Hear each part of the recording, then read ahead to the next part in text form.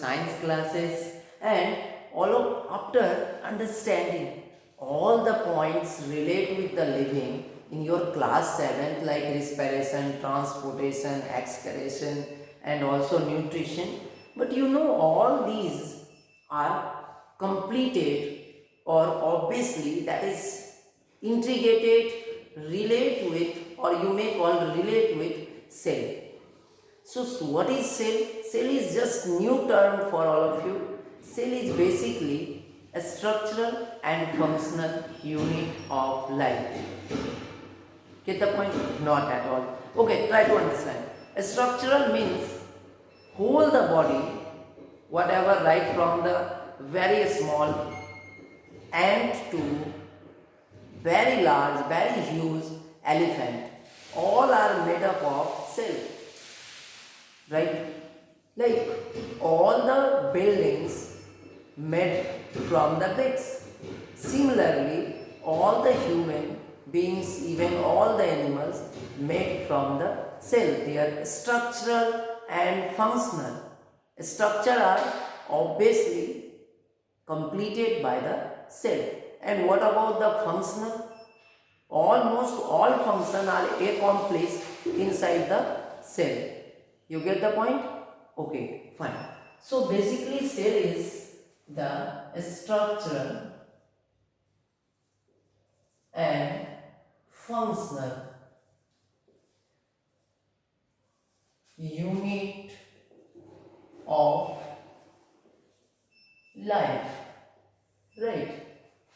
Just we need to start our discussion of cell with certain points, right?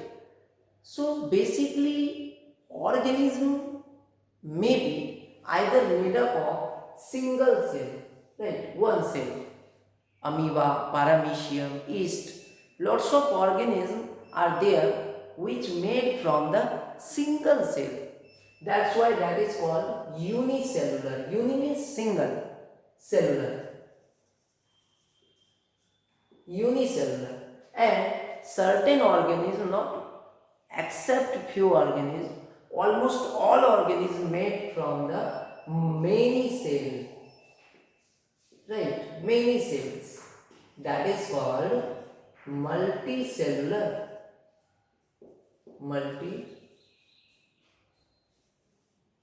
Multicellular organism. Is it clear? Unicellular organism and multicellular organism. Basically unicellular organism because of single cell and multicellular because many cells made it. Is it clear? Very good. Two terms we get from our introductory point of view, like organism either made from the single cell, then unicellular. Organism made from the many cell, then that is called, of course, multicellular. So try to understand. Sometime like amoeba, yeast and few organisms, single cell is enough to perform almost all function. But sometime like complexity of organism, that is not enough.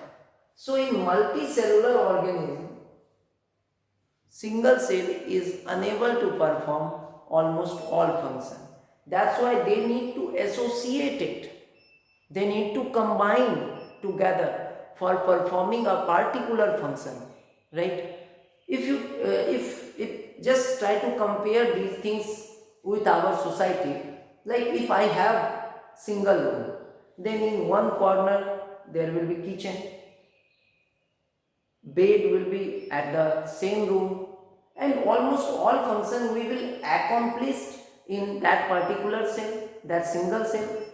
But if we have three rooms, then we make one room as a bedroom, other as a dining room, next as a kitchen. So what about this? When organism made from the many cell, then there is a specialized cell which perform a specific function. So we need to understand these points, like when cell and cell, just think like if we talk about the daily basis, our lunch, dinner, obviously prepared, cooked by mom, right? But whenever more guests are invited in any function, then we need a group of people who are only involved for cooking the food. Why is it so? Because that is very much large work. That's why we need some additional person to perform that particular function. That's why when cell and cell combining together, then forms tissue. Get the point? When cell and cell combine together, then forms tissue. And when many tissue combine together for performing a particular function, then that is called organ. And sometimes lots of organ, like in your digestion, all of you are familiar with respiratory, digestive and transporting or circulatory or excretory. These all functions are very much complex. That's why they need more than 2-3 organs to accomplish that function. That's why, like in our digestive system, mouth is there, esophagus, stomach, small intestine, large intestine, and many more glands also relate with it. So lots of organs combine together for a particular function. What is that particular function? Only to digest the food, and they are all are combined together because of only one reason, to accomplish that function. So organ and organ combine together, then forms organ system, right? And in our body we find lots of organ system, like digestive system, in respiratory system, circulatory system, excretory system, and obviously reproductive system. You will learn later, reproductive system, and again many more system like nerve system. Okay, so we find lots of organ system combined together, then forms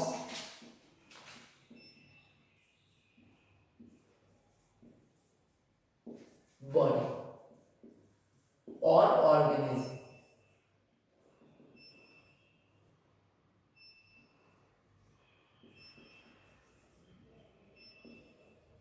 Organism, like cell is made, many cells combine together for a particular function, then that is called tissue.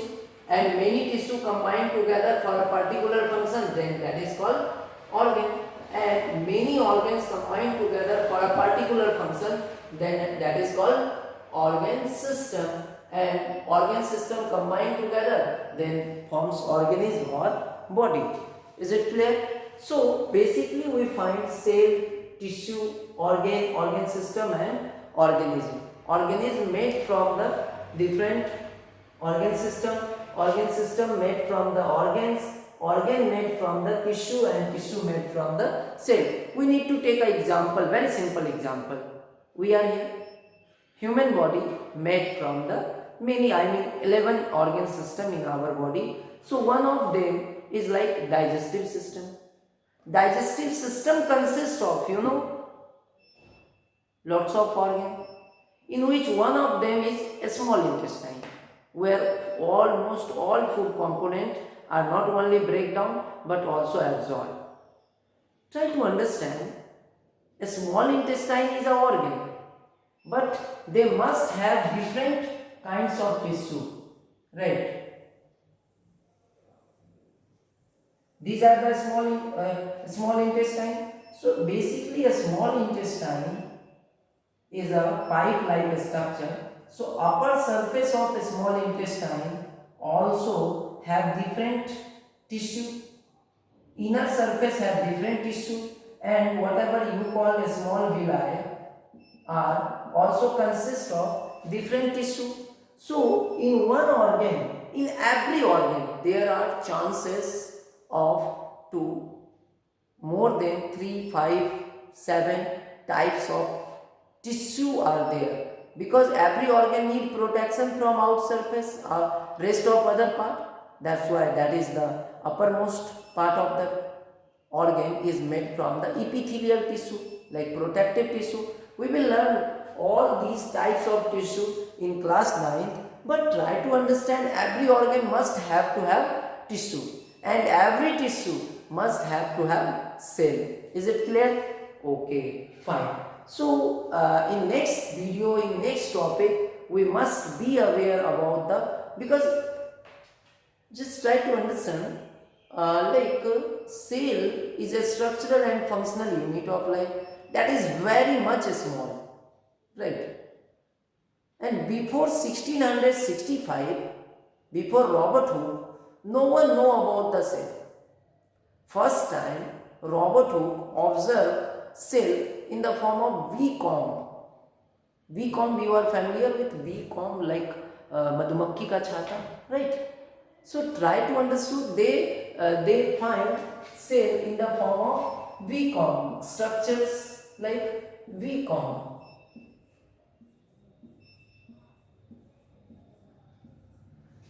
So basically, cell are first time observed by the Robert Hooke, and how it is very small, that's why they use their own invented, own made microscope. What is microscope? Cell and microscope is completely relate and associate. Like you can see only, you can see cell only with the help of microscope. Without microscope, we are unable to see cell except few, because largest cell of the nature, like ostrich egg, we can easily see.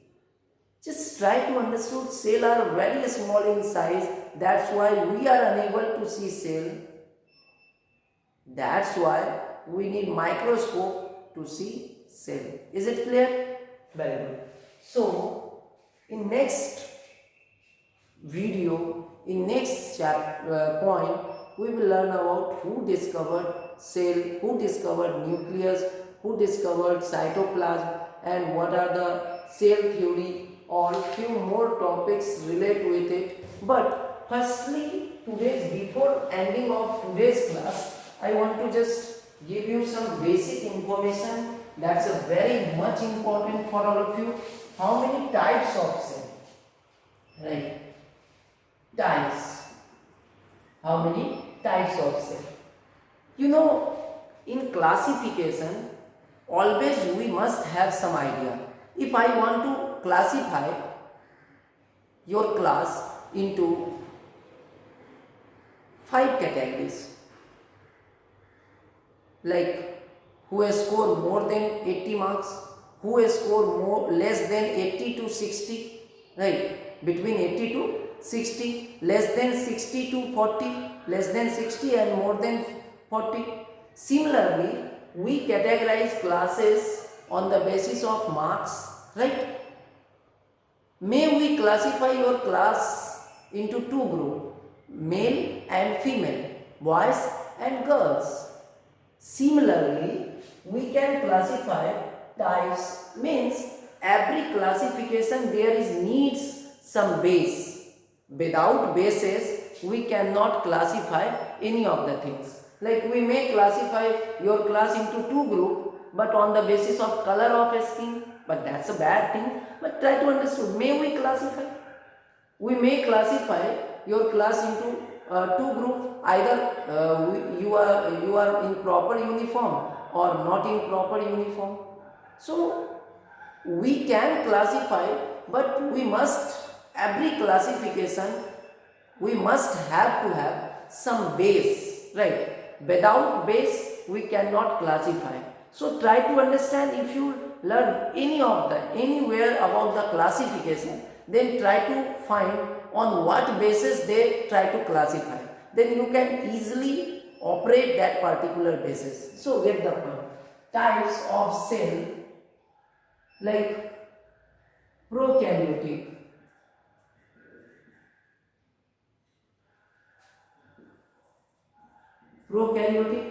types of cell, eukaryotic. Is it clear?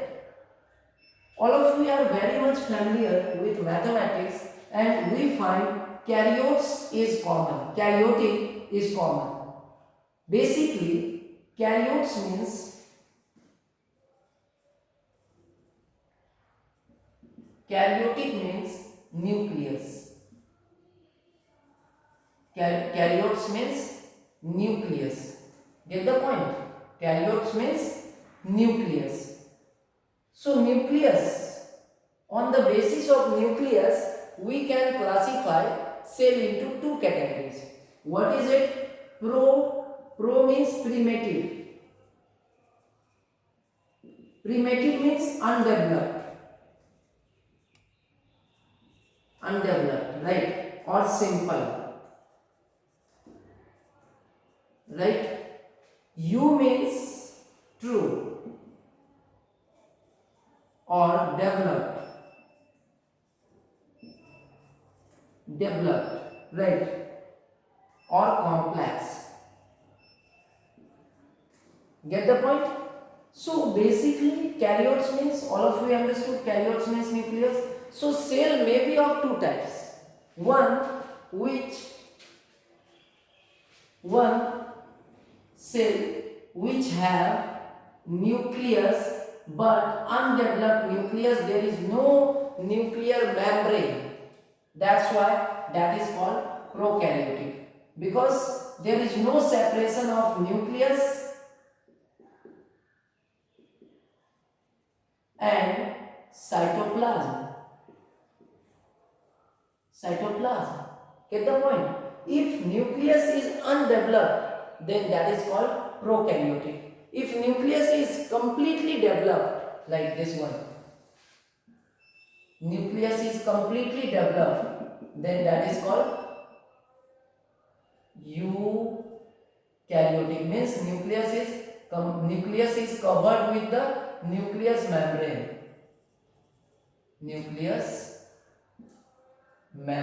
You get the point? If a cell which contains nucleus with nucleus membrane, then that is called exactly eukaryotic. And those cells which don't have nucleus membrane or undeveloped nucleus membrane, or nucleus membrane is not there, then we call prokaryotic. So basically we learn about the unicellular, we learn about the multicellular, and prokaryotic, eukaryotic. Again, very much important, that's the cell, tissue, organ system. Is it clear? Very good. In next video we will definitely learn about the size, different size of cell, different shapes of cell, different number of cell, and then we will start about the structure of cell. Thank you.